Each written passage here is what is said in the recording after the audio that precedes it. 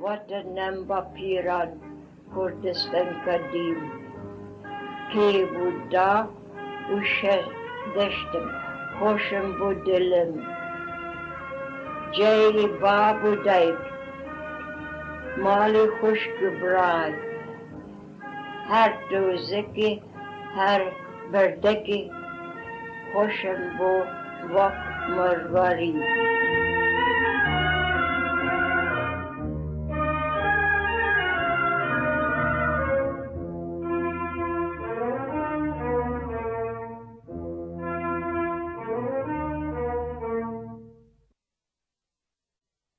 ئێستا بۆ ئاگاداری زیاتر سەبارەت بە چالاکیەکانی کۆمەڵەی لوتەری ڕۆژهەڵات دەچین بۆ چاوپێکەوتنی بەڕێز ماتیو هەند دیرێکتۆری نێونەتەوایەتی ئەو کۆمەڵەیەکە لە ئەو هۆتێلەی لەندەن لە نزیک فڕۆکەخانەی هیثرۆ چاومان پێ دەکەوێت.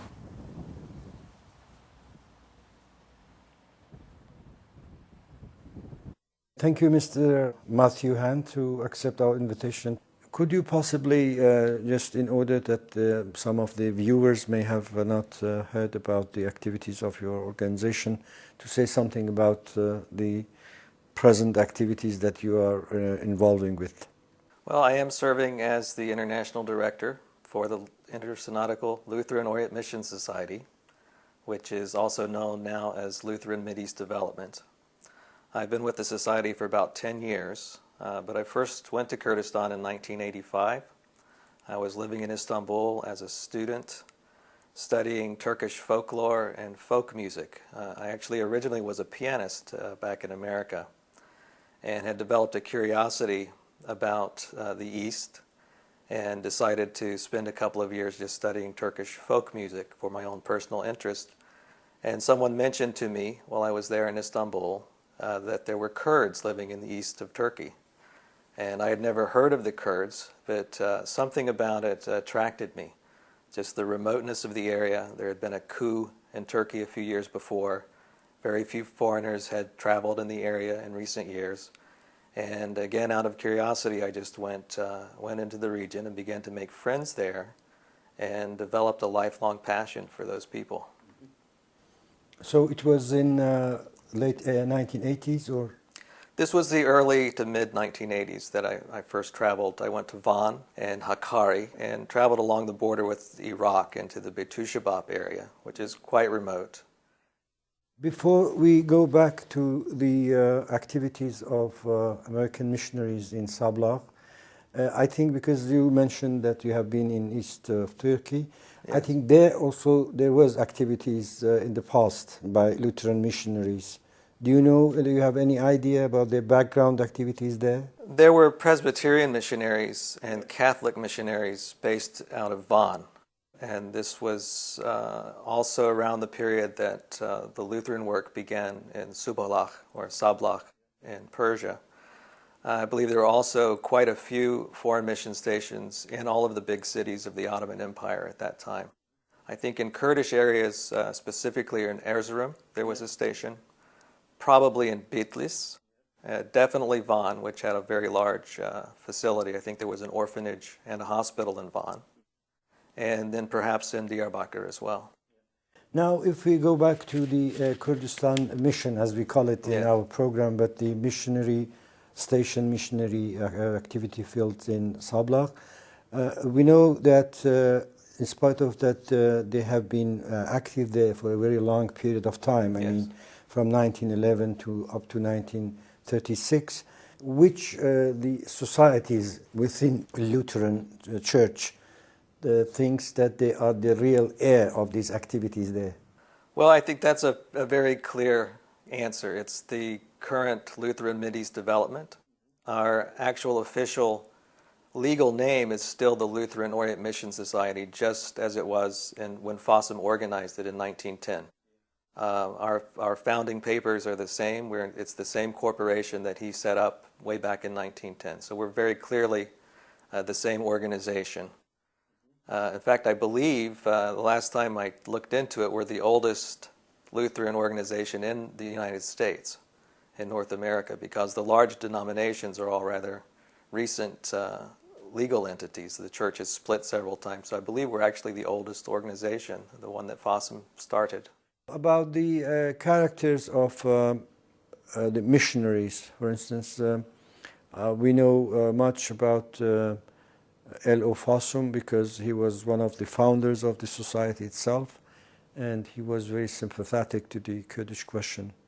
As I understand it, in 1902, there was an Nestorian Christian who visited Minnesota, and Fossum had been raised as a farm boy, and says that from a very young age he used to go out and preach to the cows in the field, and that he always knew that he had some special calling to do something in life, and that it was in service to God, but he didn't know what it was. When he met this Nestorian Christian from Urmia in Persia, he said he realized what his calling was. It was to go to that area. And by 1906, he, his wife, and his infant daughter had traveled to Persia and were serving under the auspices of Mar Shimon, who was the Nestorian patriarch.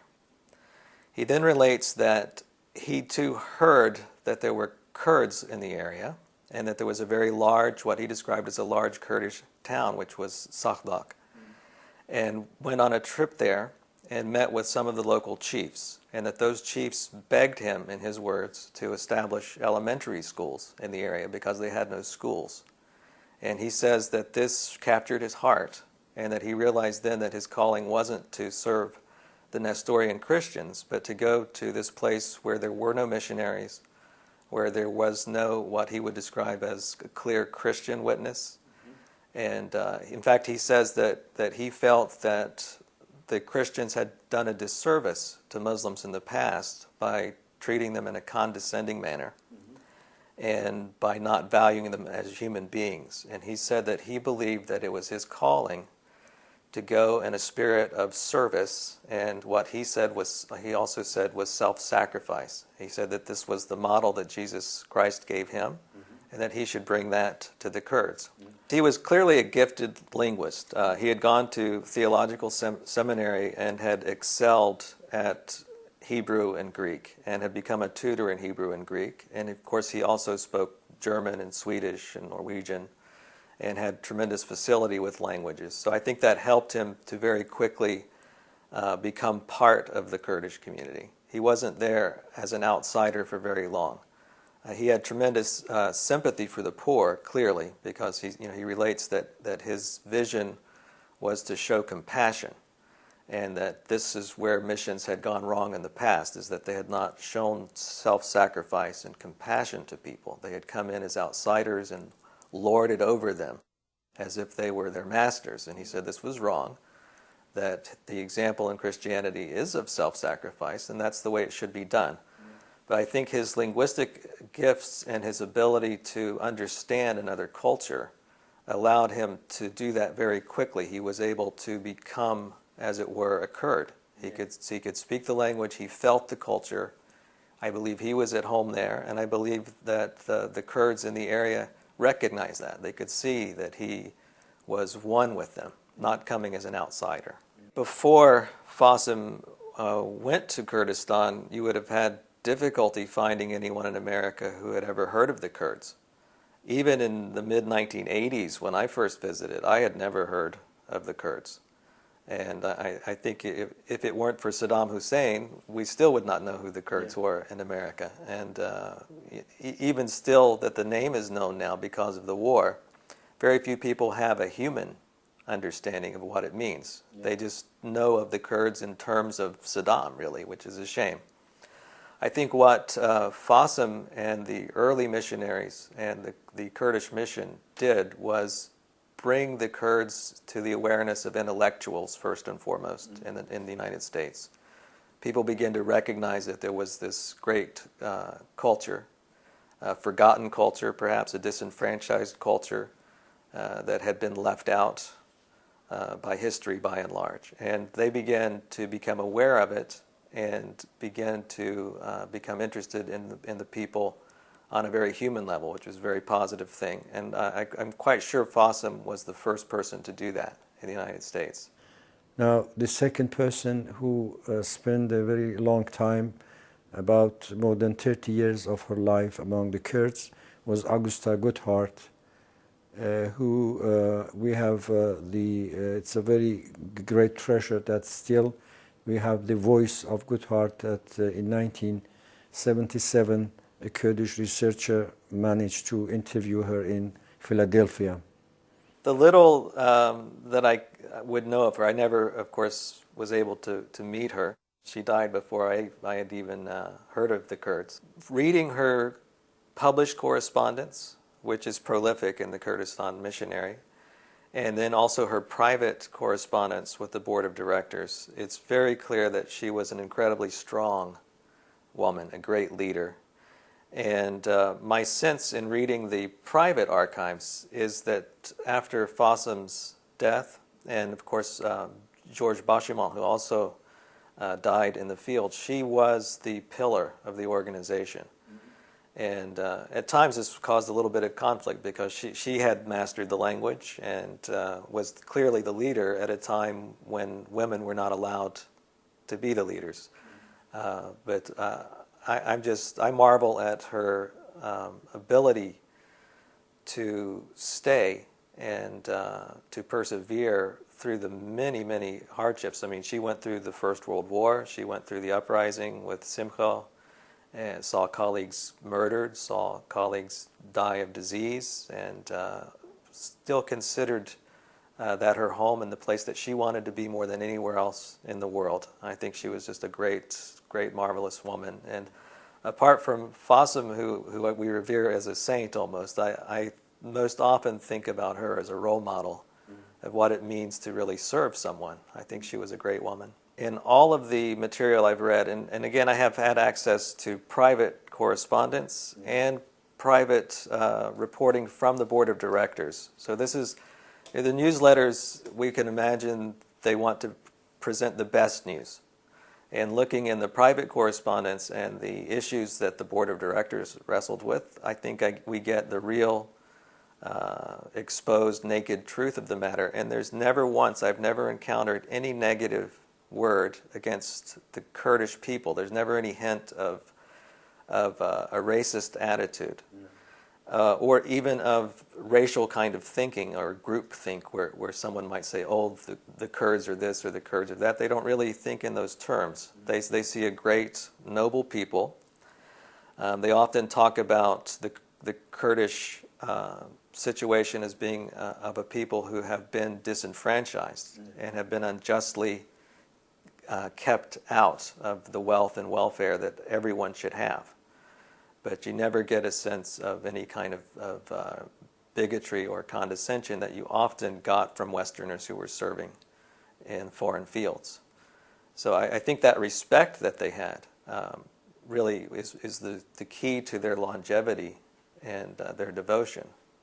It was not a hardship for them personally. They felt honored to serve such great people. One of the other missionaries was among the second group who went to Sablah, to Savoujbulac or Mahabad, was Hannah Schönhut or Schönhoofd. Now, she was a teacher, and then she went to Sablah in 1921. And then we have lots of reports sent by her from Sablah to the board, and they were published in Kurdistan Missionary. How do you, characterize her? Because as a woman that has been, for instance, there is a very long report written by her that how they have gone through the Oromia just mostly on horseback. Yes, I don't know much about her. What little I know is also from the Kurdistan Missionary. And she must have been a fabulous linguist because she was very quickly producing literature, Sunday school literature and things of that nature in Kurdish. Would love to know more about her, but really I've not been able to find any private correspondence or personal correspondence from her. She has written a book in Mukri Kurdish and with lots of pictures and illustrations. Yes. Don't you think that it can be traced back, these books, somewhere? One would hope so. I have looked in the obvious places, which are the archives of the Lutheran Seminary and the Evangelical Lutheran Church in America's archives in Chicago, and so far no one seems to have a copy of this book. It was privately published by the mission, and I'm surprised that there was not a copy kept by the board, but apparently there has not been. So that's something we're going to continue to look out for, is that book. I believe it's, again, Sunday school literature. It's some kind of Bible commentary, from what I have seen in the advertisements, and would have had illustrations probably of a biblical nature. So she would most likely have a Bible story and then some kind of drawing that illustrates that story. I don't believe there are any illustrations of the local scenery, for example. I don't think that's in there. Because, you know, somewhere I've read in, again, Kurdistan Missionary, that she says that she used to take notes daily. Mm-hmm. So it means that if private correspondence is just unearthed or discovered somewhere, so it could be a very valuable to history, yes. No question about it. Yeah. And you know, this is something I think we're just getting started on finding these resources. It's a neglected area. I think the study of this organization or the people who worked for the organization and their relationship with the community they served is important. I think it's important just out of intellectual curiosity. It's an interesting part of history. I think it also has some relevance to the development of Kurdish nationalism. When FASM heard from the chiefs that they wanted schools and was able to answer that call, they did start a number of elementary schools in the area. We don't really know what the repercussions of that were. You know, who were the people who learned to read and write in those schools, and what did they do later on? I think this needs to be explored. And it's a very vital part of Kurdish history. And also just the issue of relations between religions. This is an important study because it worked very well. These people were clearly evangelical. They went there to preach the gospel. Yeah. But they, even with that, and even with a, you know, not a very modern understanding of Islam, and not a very modern understanding of relations between religions, even with that, their attitude was such that it worked. There was not any religious conflict that I've ever read about.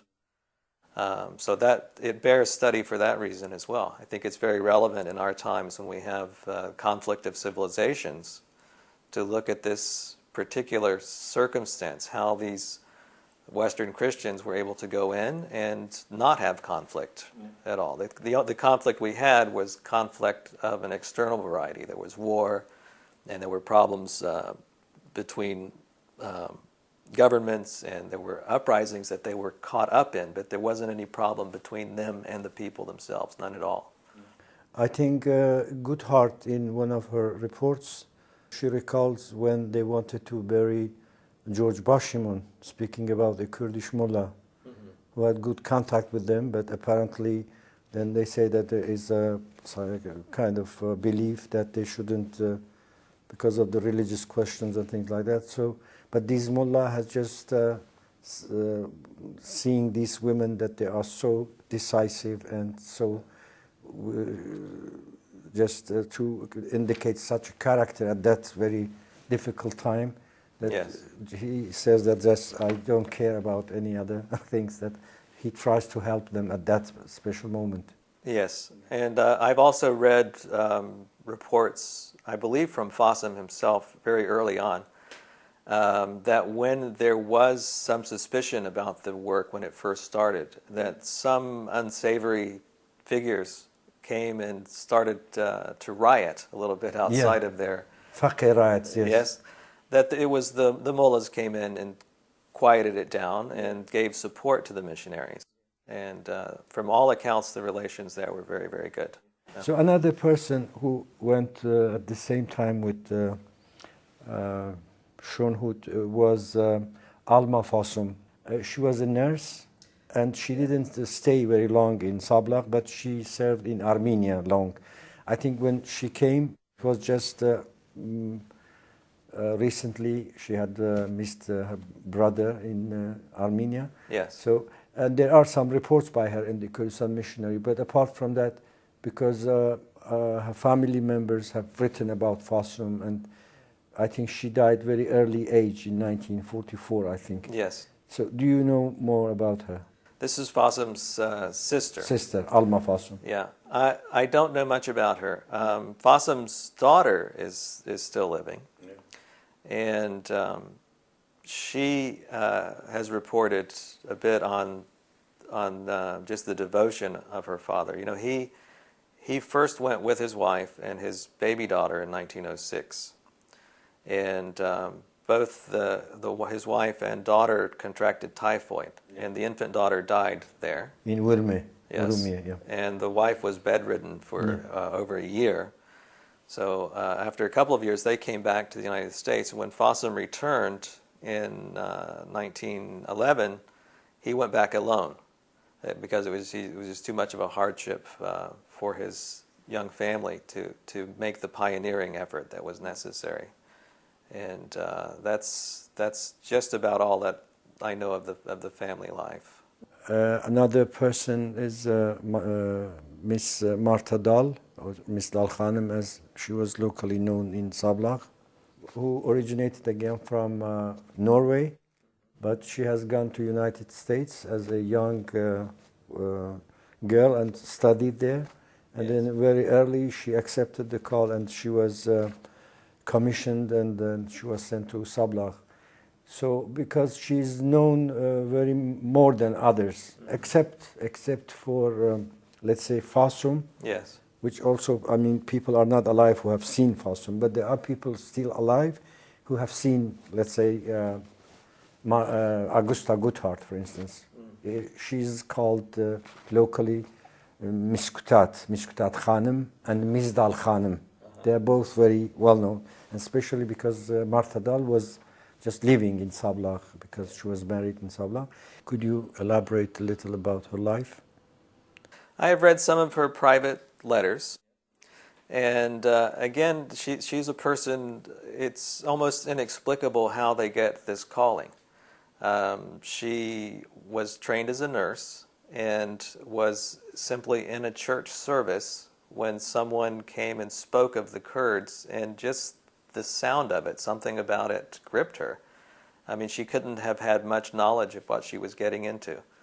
And this is probably true of all of these individuals. It's a mystery to me how the calling takes place, but something fascinated her and gripped her about the story she heard. And again, she says that it was the sense of remoteness and need, and the idea that this was a people that had been left out of the good graces of the nations. You know, they were a needy people, not because they were incapable, but because political circumstances had isolated them, and this was the burden that she felt for the Kurds.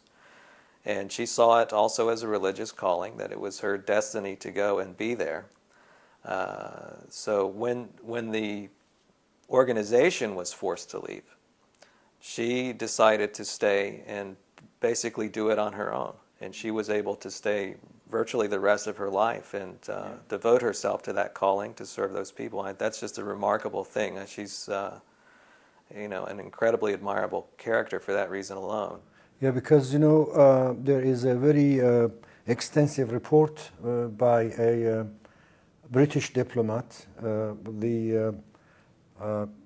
I think the consulate in Tabriz in 1940s, because in 1942, in October 1942, this gentleman, I think his name is Orkart or something like that, so he visited Sablah. It was before the establishment of Kurdistan Republic, which was in 1946.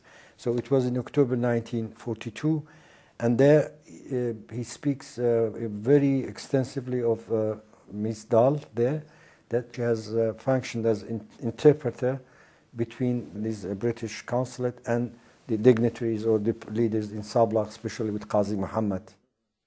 So there seems that the way that she analyzes the situation shows how deep she has been really informed about this local situation and about the way that the Kurds are thinking and the Kurdish mentality and things. Yes. I wonder if she was writing at all in this period. It would be wonderful to have access to anything that she's written during that time. She did live there through the Republic, and to get her perspective on that would be... There is some note somewhere according to Mr. William Eggleton in his book, The Kurdish Republic of 1946. So apparently at that time when Mr. Eggleton was working on this book, Mr. Habibi, Sirus Habibi, or Mr. Dali, as is known also in Mahabad, in Sablah, he was working for American consulate in Tabriz as an interpreter.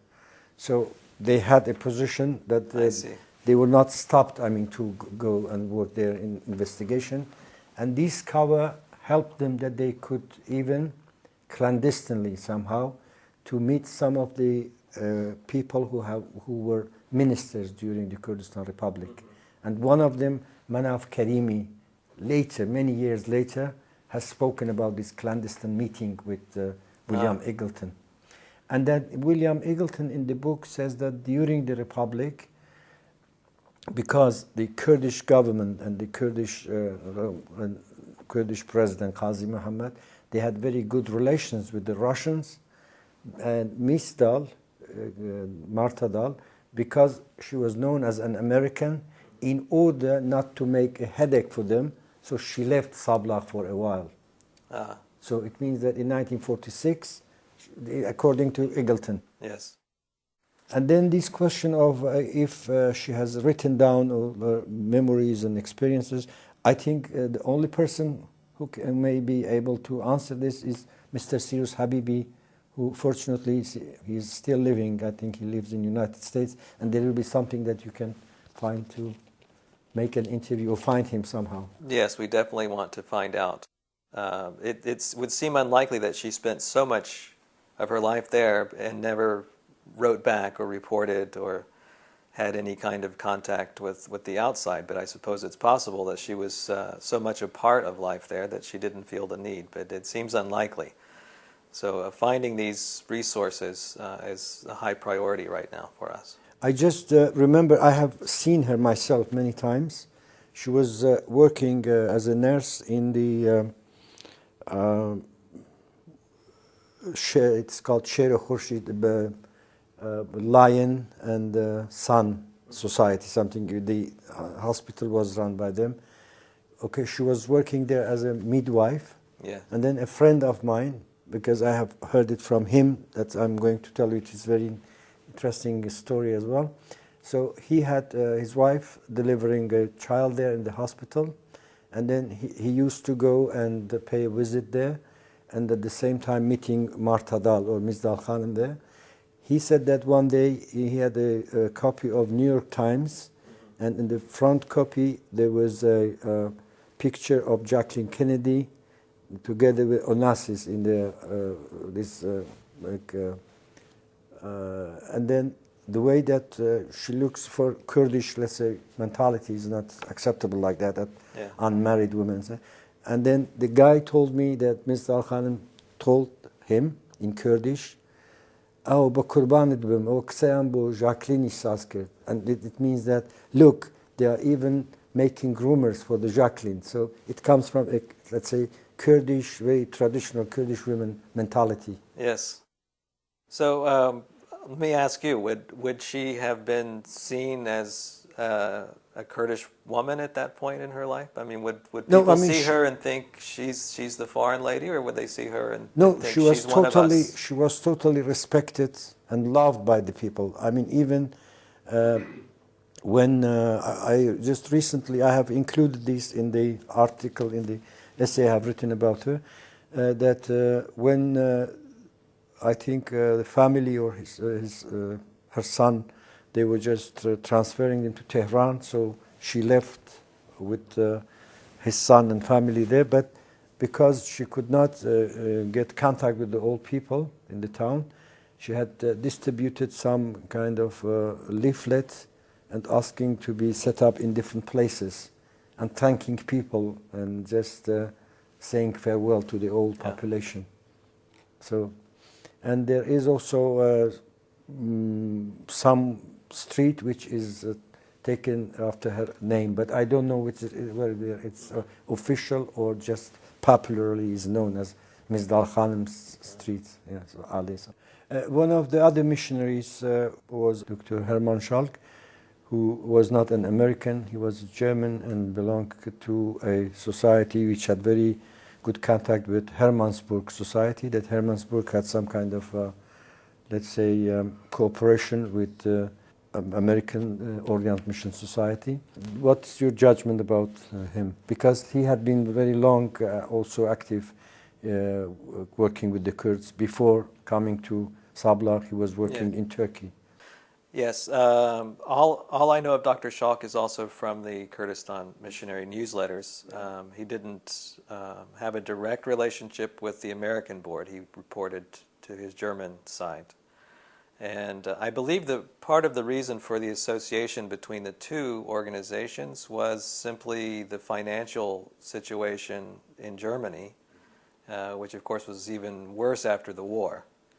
And that was the First World War. Yes, yeah. That was the reason for this relationship between the two societies, which apparently, on a functional level, in terms of what they were able to do in Kurdistan, it was a positive relationship. I think it bore a lot of fruit. They were able to operate the hospital together for many years and worked as one organization. And after him, so comes the Reverend Alfred Berger, and he stays a while.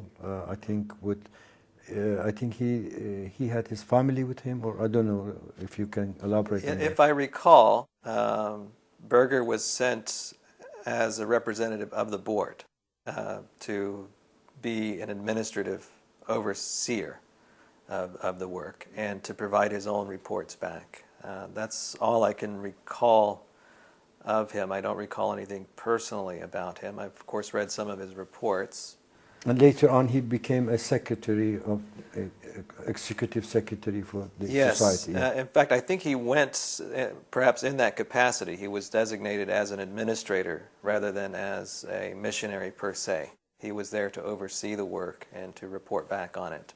The feeling from the board minutes that I've read relating to his being sent to Kurdistan was that there was often a feeling in the home society of not really understanding as well as they would like what was going on. So they thought it might be helpful to have someone who remained, as it were, an American while they were there to interpret and filter the information and to interpret in a way that made it more understandable to the people who were receiving the reports at home.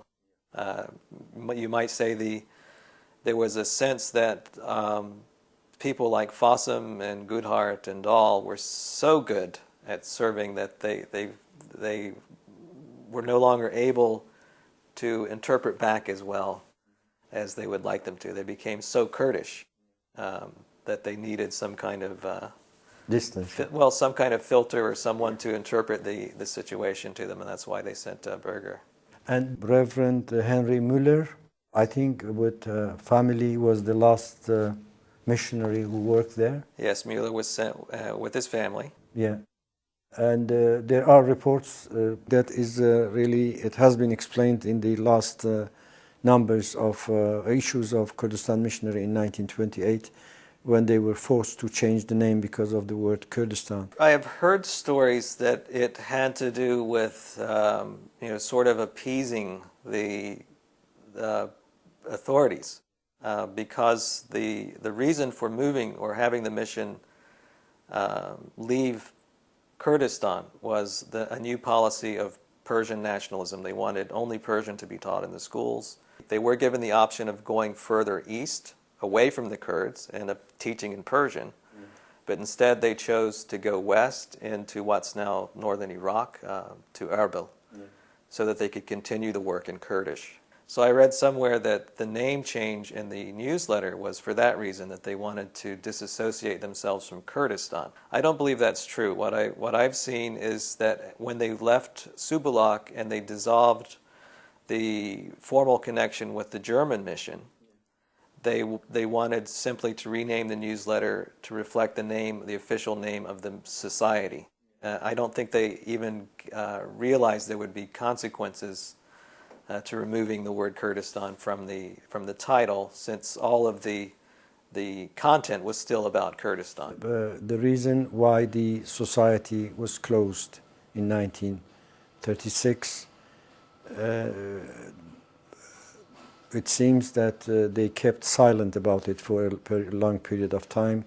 First, in 1938, I think, they spoke about the closure of the society there. And they say the reason was that they sometimes, because of the conditions, you have to keep quiet about things and things That's like right. that.